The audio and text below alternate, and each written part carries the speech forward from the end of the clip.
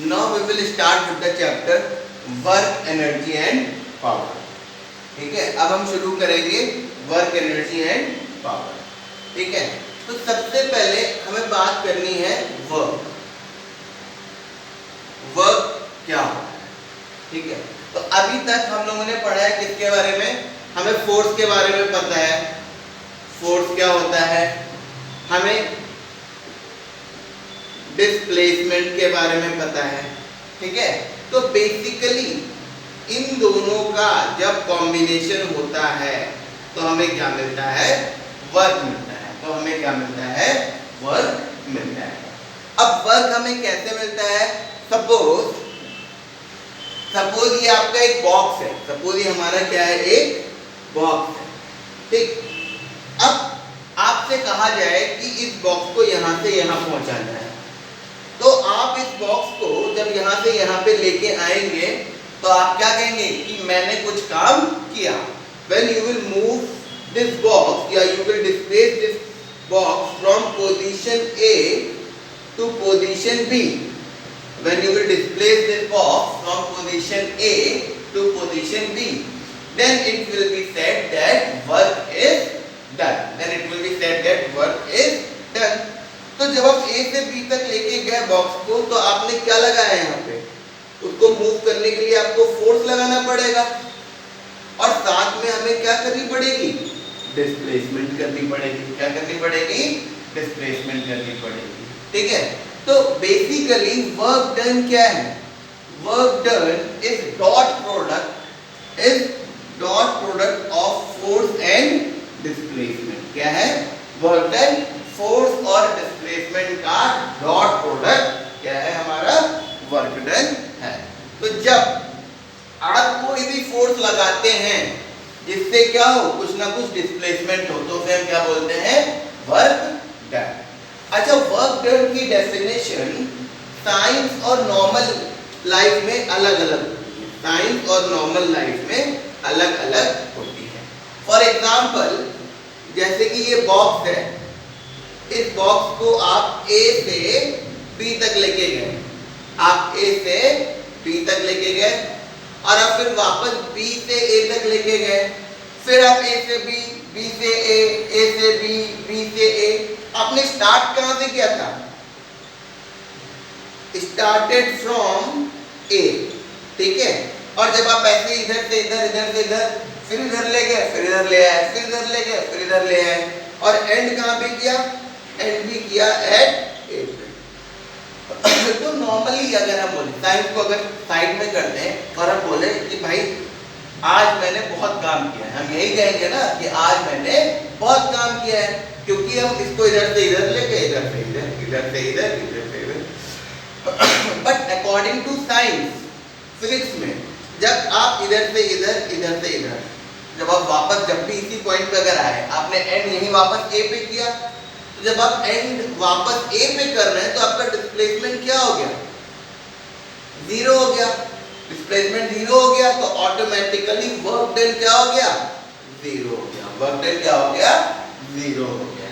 ठीक है, अच्छा, दूसरी चीज, डिस्प्लेसमेंट जीरो है। अच्छा, अब सपोज मैं इस वॉल को पुश कर रहा हूं, मैं इस वॉल को क्या कर रहा हूं? पुश कर रहा हूं। तो when I am pushing this wall, I am applying the force, but am I able to displace the wall? No. Now since I am not able to displace the wall, thus again the work done is zero. भले मैं धक्का देने में कितनी भी energy lose कर दूं या कितना भी मेरे पसीना आ जाए, कुछ भी हो जाए, but I will, in science it will not be counted as work done. Science में ये वर्क डन की तरह काउंट नहीं होगा। साइंस में ये वर्क डन की तरह काउंट नहीं होगा। अच्छा, सेकेंड थिंग, जो फोर्स और डिस्प्लेसमेंट एक ही लाइन में होने चाहिए। क्या? तो फॉर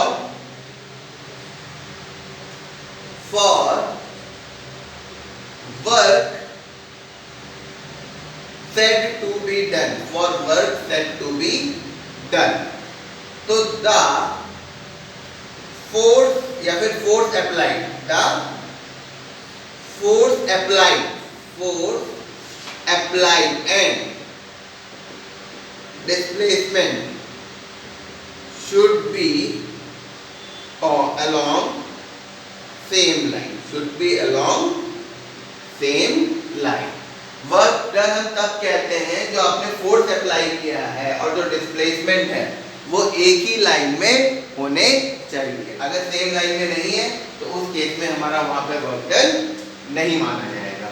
ठीक है, इसका एग्जांपल हम लोग ले लेते हैं, इसका एग्जांपल हम लोग ले लेते हैं तो उससे हमें पता चल जाएगा ये एफ डॉट डी क्यों आया। बेसिकली नॉर्मल अगर डेफिनेशन ले या नॉर्मल फॉर्मूला ले, वर्क डन क्या होता है, work done is equal to force into displacement. ठीक है, अब ये फोर्स कौन सा होता है, ये कौन सा फोर्स होता है, force acting along the line of displacement, force acting along the line of displacement। ठीक है, तो सपोज ये क्या है, हमारा एक ब्लॉक है, ये हमारा क्या है, एक ब्लॉक है। ठीक है, ये आपका रखा हुआ है यहाँ पे। ठीक है, ये हमारा एक क्या है, ब्लॉक है, ये हमारा रखा हुआ है। ठीक है, अब इस ब्लॉक पे हम क्या लगाएंगे, फोर्स लगाएंगे। इस ब्लॉक पे हम फोर्स लगाएंगे। अब सपोज हमने फोर्स कैसे लगाया इस पे, ये फोर्स जा रहा है हमारा F, ये फोर्स क्या जा रहा है, F, ये हमारा जा रहा है फोर्स F। ठीक है, अब जब हमने ये फोर्स F लगाया तो इसमें क्या हो रहा है, डिस्प्लेसमेंट हो रहा है। ये बॉक्स कहाँ से आया, यहाँ से डिस्प्लेस होके यहाँ पे पहुंच गया, यहाँ से डिस्प्लेस होके यहाँ पे पहुंच गया। अच्छा, आपकी बुक में ना डिस्प्लेसमेंट मैंने डी लेके चल रहा हूँ, बुक में हो सकता हो एस भी लिया हूँ। ठीक है, तो डोंट गेट कंफ्यूज, क्योंकि हमारे इक्वेशन ऑफ मोशन में क्या होता है, v square equal to u square plus 2as, तो s डिस्प्लेसमेंट होता है ना, तो वो बुक में आपका लिखा होगा work done is equal to vector f dot vector s। तो अब यहाँ पे देखिए, ये आपका डिस्प्लेसमेंट हुआ, ये आपका हुआ d डिस्प्लेसमेंट। ठीक, अच्छा ये फोर्स कौन से एंगल पे लग रहा है, हॉरिजॉन्टल लाइन से, at an angle theta, at an angle theta. अब इस फोर्स के दो कंपोनेंट आएंगे, कितने कंपोनेंट आएंगे इस फोर्स के, दो कंपोनेंट आएंगे। एक कंपोनेंट देखिए, एक कंपोनेंट तो ये आ जाएगा, ये क्या हो जाएगा आपका f cos थीटा, और एक कंपोनेंट ये वर्टिकल कंपोनेंट, ये क्या हो जाएगा f sin थीटा। जैसा कि हमने पढ़ा है ऑलरेडी, सपोज ये है, ये एक वेक्टर है सपोज f और ये एंगल थीटा है, तो हॉरिजॉन्टल क्या हो जाएगा आपका f cos थीटा, और वर्टिकल क्या हो जाएगा आपका f sin थीटा। ओके, तो वर्टिकल क्या हो जाएगा f sin थीटा और हॉरिजॉन्टल क्या हो जाएगा f cos थीटा। ठीक है, तो अब हम यहाँ पे वर्क डन का फॉर्मूला लिखते हैं इस डेफिनेशन के हिसाब से।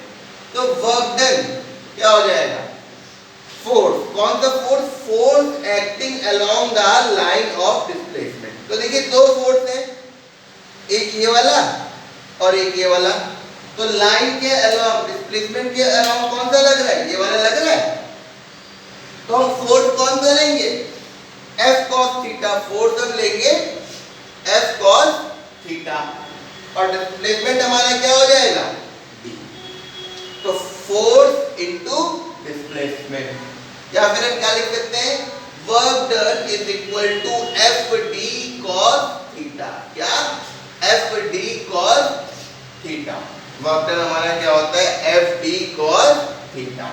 या फिर हम इसको क्या लिख सकते हैं, work done is equal to vector F dot vector D, क्योंकि दो वेक्टर का जैसे वेक्टर ए और वेक्टर बी है, तो उनका डॉट प्रोडक्ट क्या होगा, ए बी cos थीटा, है ना, क्योंकि हमें पता है, वी नो दैट, हमने लास्ट चैप्टर में पढ़ा था कि vector A dot vector B क्या होता है, ए बी cos थीटा।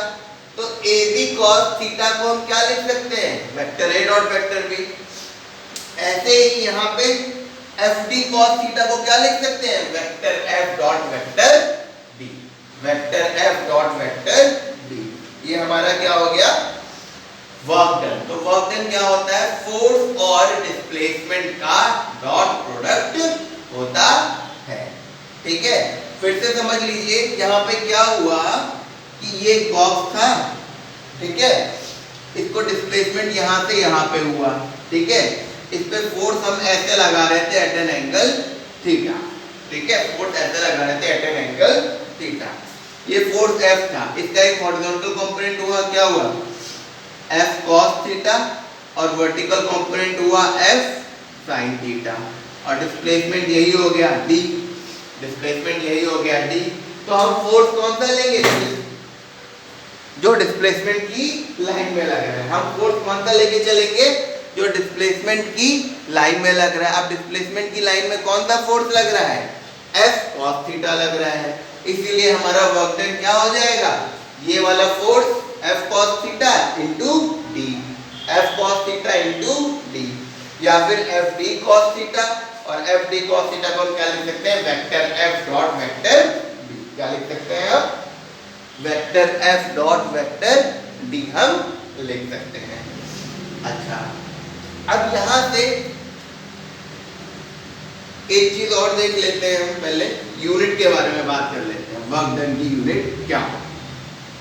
तो ऐसा unit of work done SI unit of work done is क्या होती है, जूल। वर्क डन की SI यूनिट हमारी क्या होती है, जूल होती है।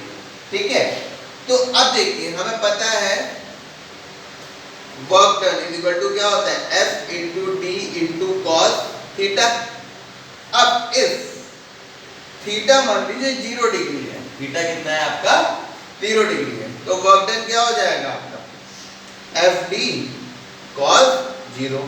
अब कॉस 0 की वैल्यू कितनी होती है, कॉस 0 की वैल्यू होती है 1।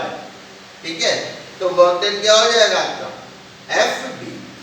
वर्क डन हमारा क्या हो जाएगा, एफ इंटू डी हो जाएगा।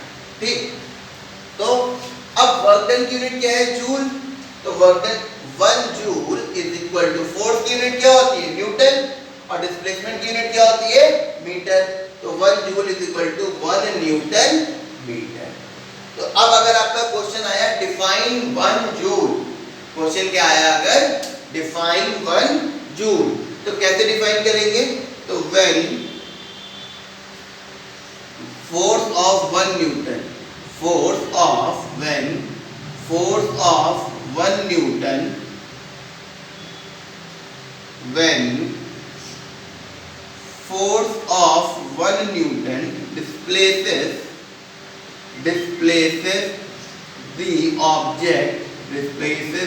object by 1 meter, so then 1 joule of work is done. ठीक है, when force of 1 Newton displaces the object by 1 meter, then 1 joule of work is done, then 1 joule of work is done। तो work done की SI unit क्या होती है, joule होती है। ठीक है, और ये भी याद रखना 1 joule is equal to 10 to the power 7 ergs. Erg भी हमारी क्या है, तो वर्क डन की यूनिट है। अर्ग भी हमारी क्या है, वर्क डन की यूनिट है। 1 joule is equal to 10 to the power 7 erg. ठीक है, और 9.8 joule is equal to 9.8 joule is equal to 1 kg m, kilogram metre. ये भी आपकी यूनिट।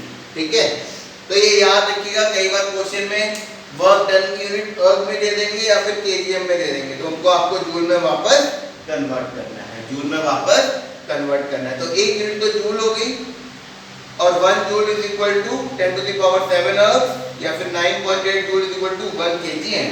ठीक है, तो ये हमारी क्या हो गई, वर्क डन की यूनिट हो गई।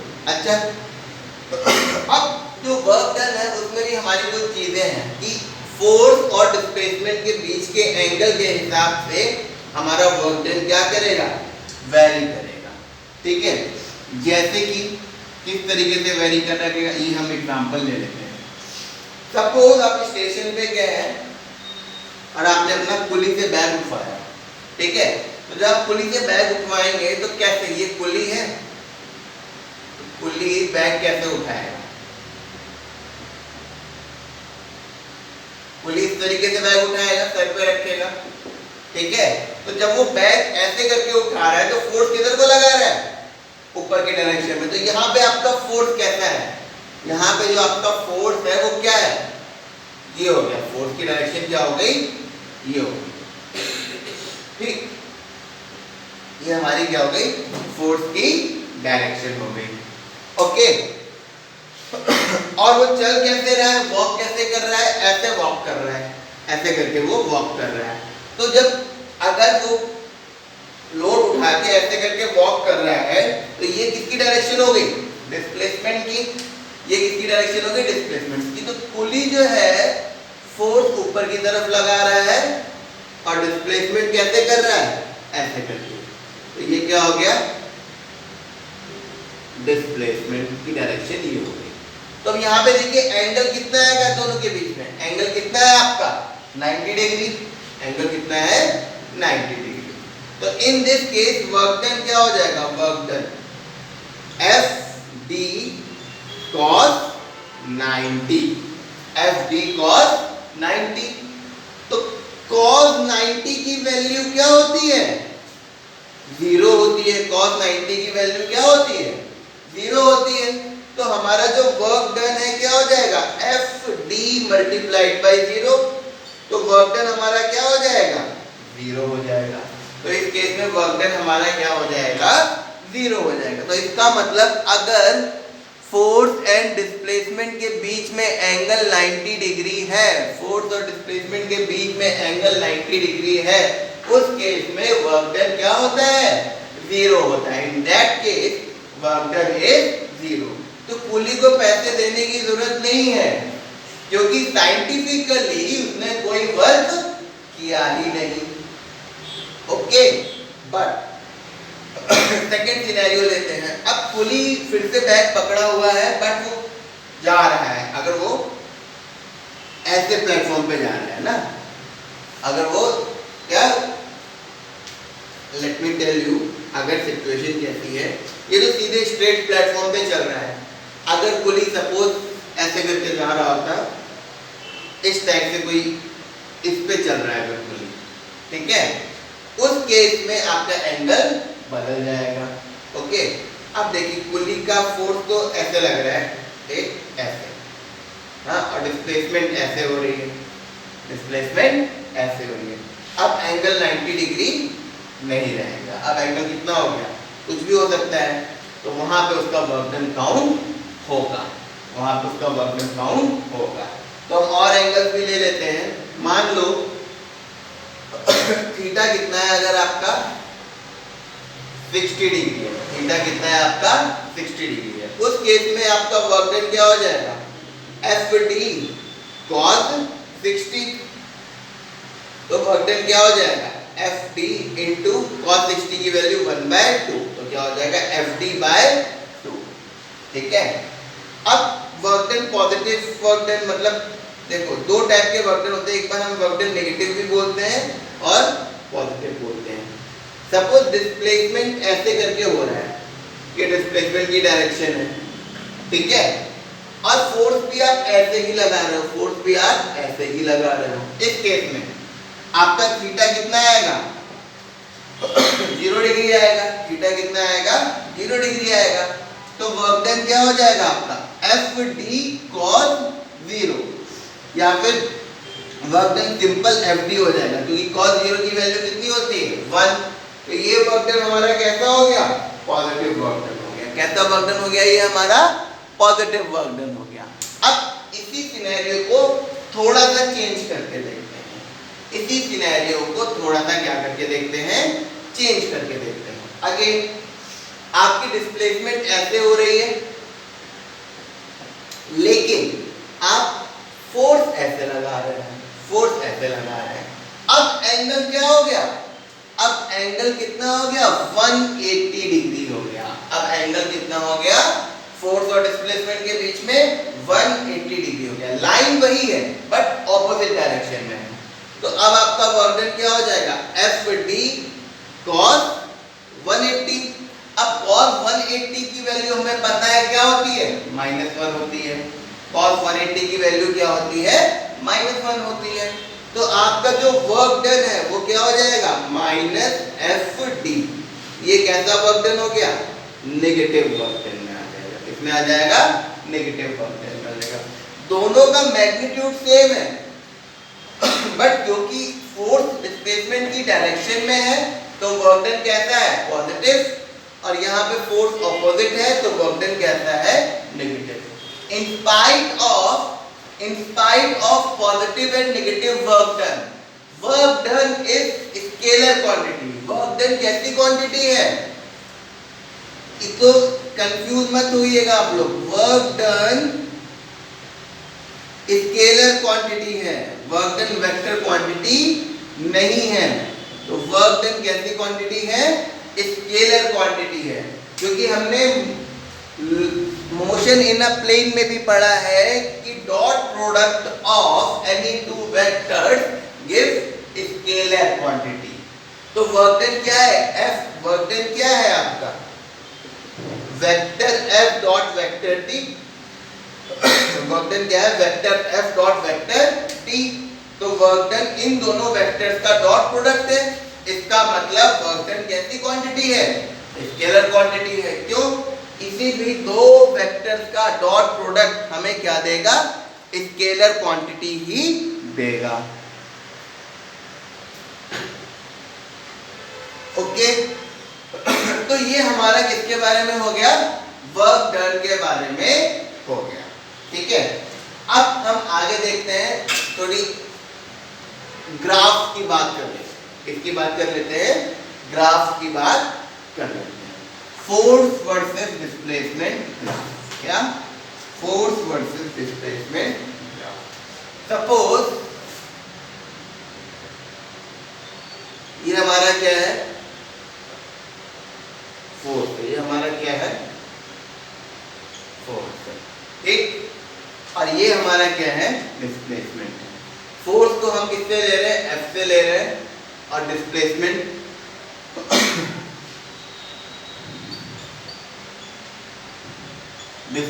क्योंकि हम एक्स एक्सिस के लॉन्ग लेते हैं तो हम एक्स, डिस्प्लेसमेंट को एक्स से ले रहे हैं और फोर्स को एफ से ले रहे हैं। ठीक है, तो अब देखिए ये जो ग्राफ है क्या रिप्रेजेंट कर रहा है, ये ग्राफ क्या रिप्रेजेंट कर रहा है, फोर्स की वैल्यू फिक्स है, चेंज नहीं हो रही। सपोज ये 2 4 6 8, ये डिस्प्लेसमेंट है 1 2 3 4 5 6। ओके, तो देखिए जब आप 1 मीटर पे हैं तब भी आपका फोर्स 8 न्यूटन लग रहा है, जब आप 2 मीटर पे हैं तब भी आपका फोर्स 8 न्यूटन लग रहा है, जब आप 3 मीटर पे हैं तब भी 8, 4 पे भी 8, 5 पे भी 8, 6 पे भी 8। डिस्प्लेसमेंट आपकी मतलब पोजीशन चेंज हो रही है, आप डिस्प्लेसमेंट पे या पोजीशन पे, फोर्स बिल्कुल भी उसके हिसाब से चेंज नहीं हो रहा है। ठीक है, तो यहाँ पे force is not changing with position, that means यहाँ पे फोर्स कैसा है आपका, यहाँ पे फोर्स इज कांस्टेंट। फोर्स क्या है हमारा, कांस्टेंट। ठीक है, तो ये आपका ग्राफ है।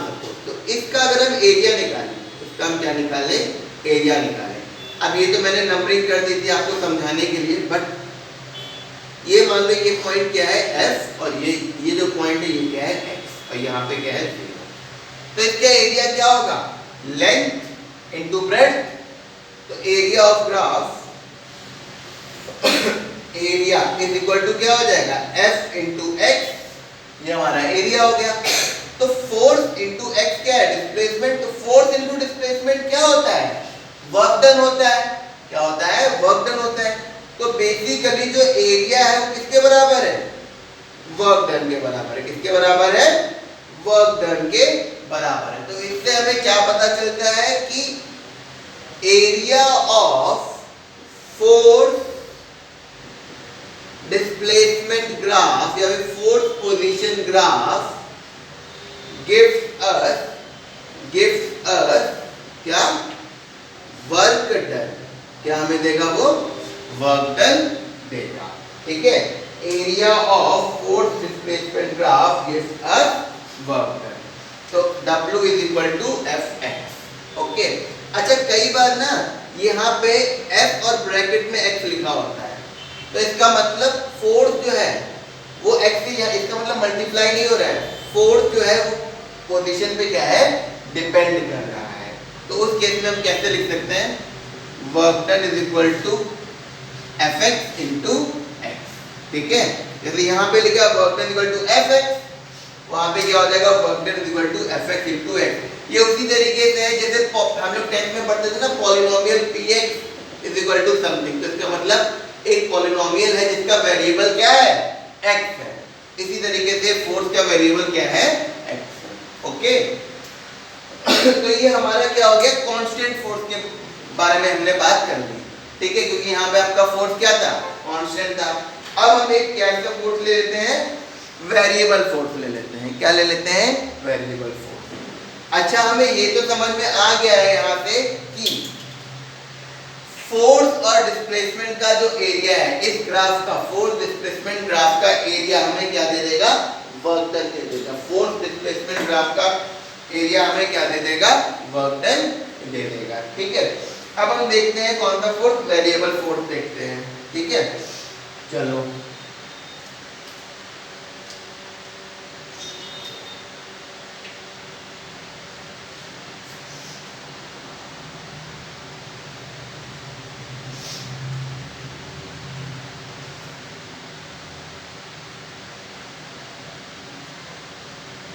ये हमारा क्या हो गया फोर्स एफ एक्स और ये हमारा क्या हो गया एक्स। ठीक है, ये सपोज ये हमारा फोर्स लग रहा है।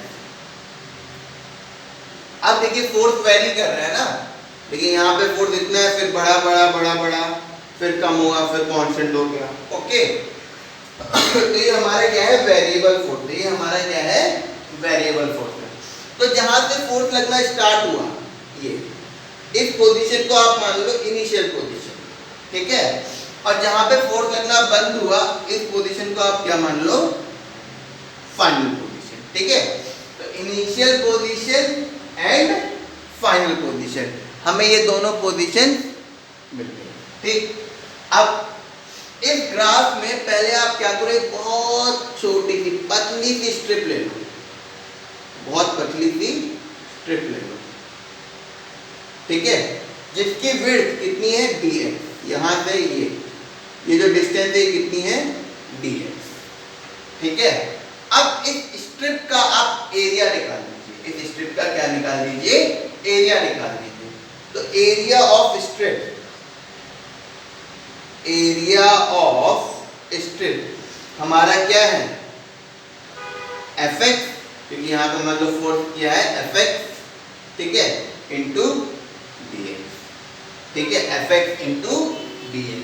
ठीक है, तो since dx is very very small displacement, small, क्योंकि dx बहुत छोटा डिस्प्लेसमेंट है, तो thus work done will also be small। इसीलिए हमारा जो वर्क डन है वो भी कैसा होगा, स्मॉल होगा। That is dw, that is dw। तो ये स्मॉल वर्क डन dw क्या होगा, fx dot dx, fx dot dx। ठीक है, इतनी सी डिस्प्लेसमेंट के लिए जो हमारा वर्क डन होगा क्या होगा, fx डॉट dx होगा। क्या होगा, fx डॉट dx होगा। इस छोटी सी डिस्प्लेसमेंट के लिए जो हमारा वर्क डन होगा fx डॉट dx होगा, क्योंकि एरिया जो है, यही एरिया तो हमारा किसके बराबर होगा, वर्क डन के बराबर होगा। ठीक है, और स्ट्रिप का एरिया क्या है fx डॉट dx, तो छोटा सा डिस्प्लेसमेंट है dx, तो उसके लिए हमारा वर्क डन भी क्या रहेगा, छोटा रहेगा। बट हमें पूरा यहाँ से यहाँ तक का वर्क डन निकालना है, तो ऐसी बहुत सारी स्ट्रिप्स बनाएंगे हम, है ना, ऐसी बहुत सारी स्ट्रिप्स बनाएंगे छोटी छोटी छोटी छोटी, और उनको क्या कर देंगे, सम अप कर देंगे, उन सब सारे स्ट्रिप्स के एरिया को क्या कर देंगे, ऐड कर देंगे। तो जब हम कहते हैं ऐड कर देंगे, इसका मतलब हम क्या कर देंगे, इंटीग्रेट कर देंगे। When we are saying we add up, that means we will integrate it. Okay? तो इसका मतलब टोटल वर्क है, total work done from x initial to x final will be that is w is equal to integration of dw, integration of dw। इस small work को integrate कर दोगे कहां से कहां तक, x इनिशियल से लेके x फाइनल तक। तो इसका मतलब w इज इक्वल टू क्या हो जाएगा, इंटीग्रेशन ऑफ x इनिशियल से x फाइनल, और dw की जगह क्या आ जाएगा, fx डॉट dx। तो ये हमारा वर्क डन होता है किसके लिए, फॉर वेरिएबल फोर्स के लिए, ये हमारा वर्क डन होता है।